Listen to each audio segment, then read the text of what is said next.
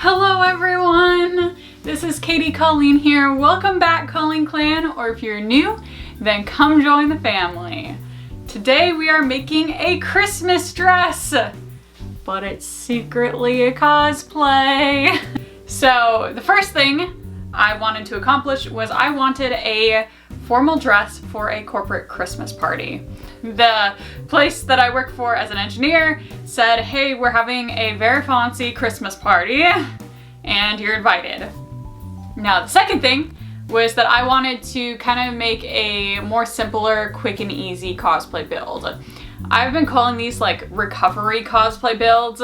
Basically, after I've done a lot of con crunch or I've gone to cons or whatever, I just want to do like a really simple cosplay. That's when I had the big brain idea to put those two together. Now, when looking at red formal dresses, I of course had to reference the one and only Carmen Sandiego. Anyways, I put up these three options and number 1 and number 2 tied. Like, exactly the same number of votes. So that means I had to actually decide what dress I was gonna make. I know, tragic. I'm making dress number 2. With dress number 1, I would have to make a full mock-up for the bodice. I just don't have any good patterns for the bust cutout, and it would need a lot of fitting as well to get that cutout to hold its shape properly. Whereas for dress number 2, I have a commercial pattern that like right out of the bag, perfect. Strapless dress, full length, slit down the side. Bam. I'm sorry I'm taking the easy option, but I'm taking the easy option. So let's get into the fabrics and the pattern. I'm using the McCall's M6838. I'm gonna take this top from this purple dress up here, the strapless top, and I'm gonna take the skirt from this pink dress down here, and I'm gonna mix and match those. I've already cut out the lining layer to give myself a bit of a head start here. So the base fabric for the dress, this will be the lining, and will be one of the outside layers. It's this really nice like red matte satin thing. Yeah, that's what it is. Ta-da! So I got this gorgeous red sequin lace. I love this. So this will be a lace overlay. So I'm going to lay this over this, and that's how it's gonna look. So I'm gonna sew this together and we're gonna see how the lining layer fits.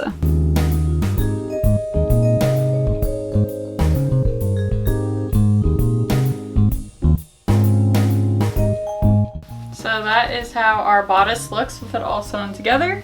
I have a feeling this is a little bit too big. Gertrude!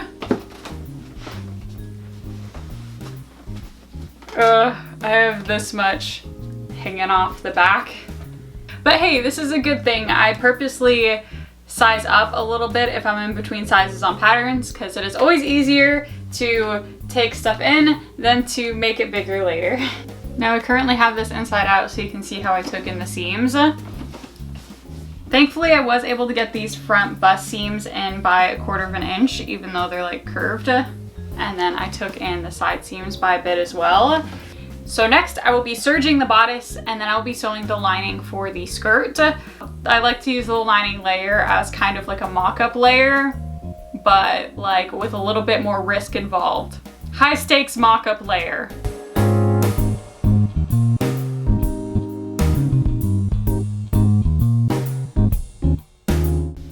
Seams line up, which is good. So what I'm looking for when I'm attaching the skirt is that this bust seam lines up directly with this side front seam right here. And furthermore, that this side seam lines up with this side seam. Next, I got to serge all of the seams I just sewed on the skirt, and then I can attach the bodice to the skirt.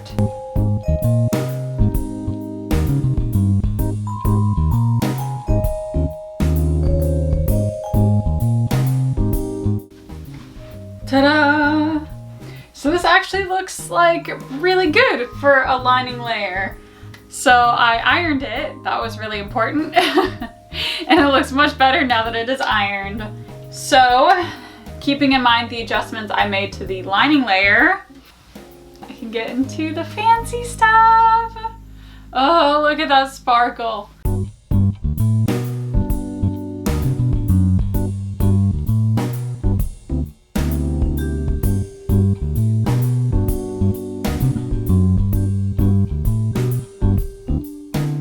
Hello. So here's the outside layer, and then here is the lace overlay.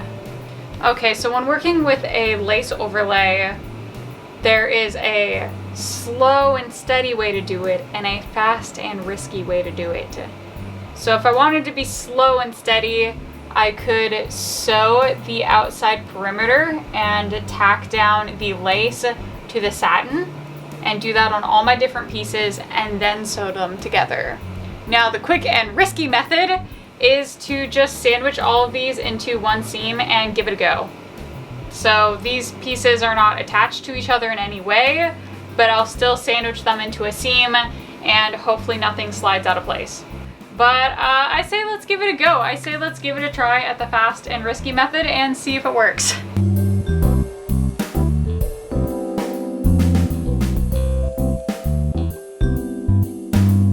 Nice. It looks like taking it down a size just about did the trick for it being too big with the lining layer. Oh, this is so pretty.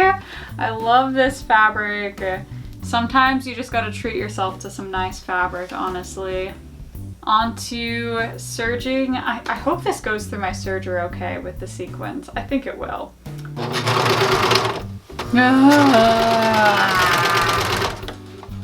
Your serger eating stuff again? Yeah. I thought so, because I could hear you go. Yeah. Oh. Broke a needle.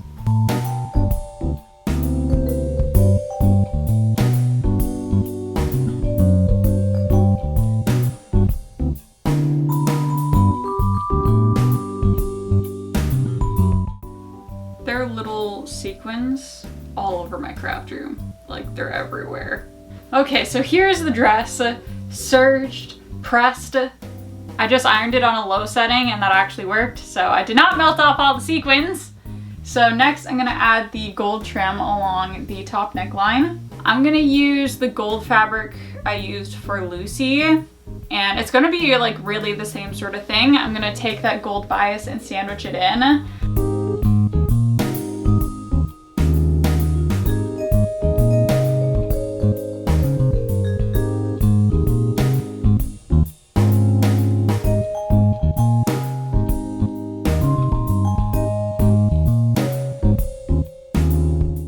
And then I'll need to make straps. And that's because strapless dresses just do not work with me. So I'm gonna be cutting out some more gold strips and putting straps along the top.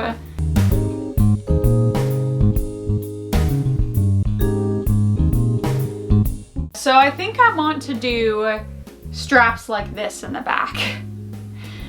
I just feel like it looks a bit more elegant than the straight straps. I think it looks nice. And I guess I'll see you guys for a bit of a try on. Ooh, it seems to be working. I just need to throw that zipper in the back and it fits pretty well. Can I put a zipper in with sequin fabric without breaking another needle? Who knows? We're already at a needle count of 2.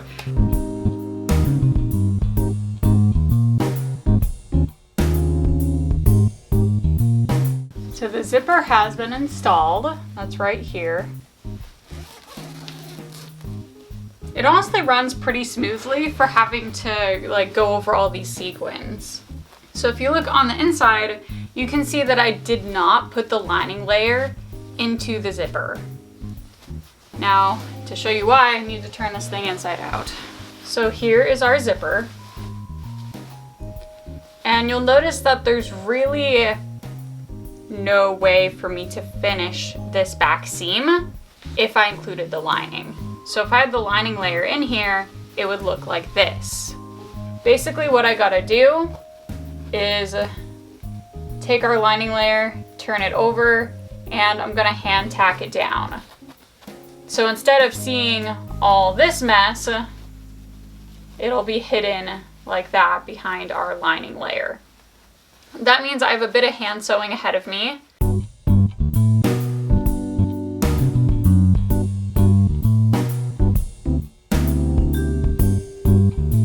So today I'm doing the cosplay photo shoot for the cosplay part of this project.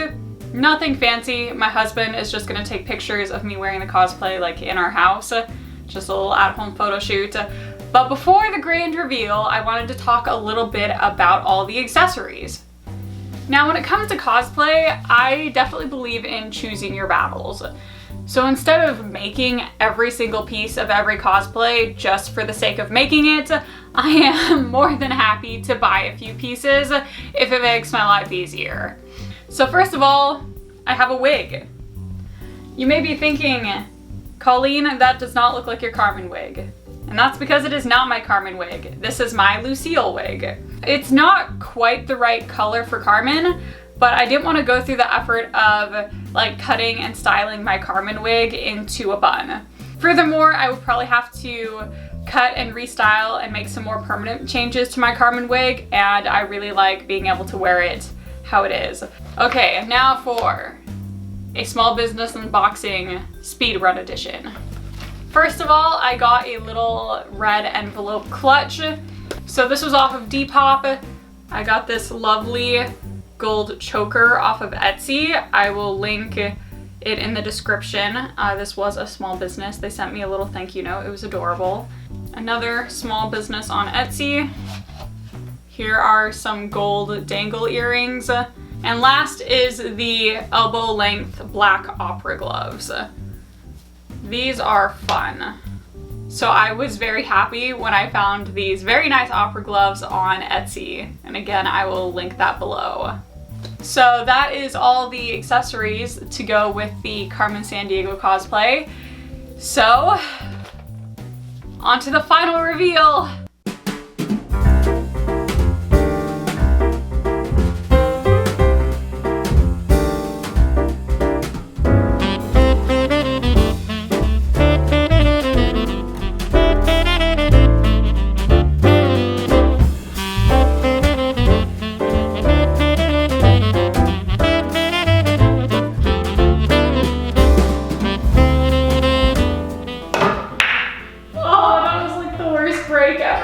Hello everyone!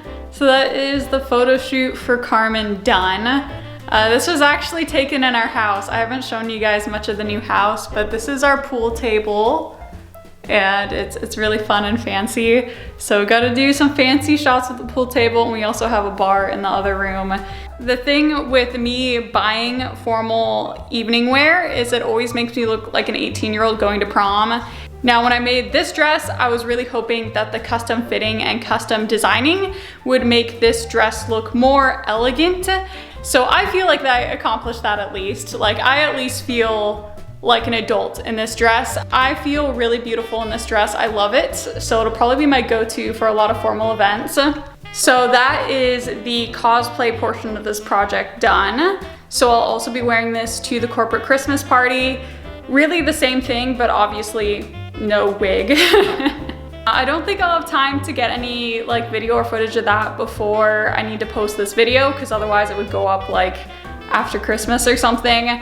But keep an eye out on my Instagram and my community posts for pictures from the party if you'd like to see my not dressed as Carmen look with this dress. Thank you guys so much for watching, and I will see you all in the next video. Bye!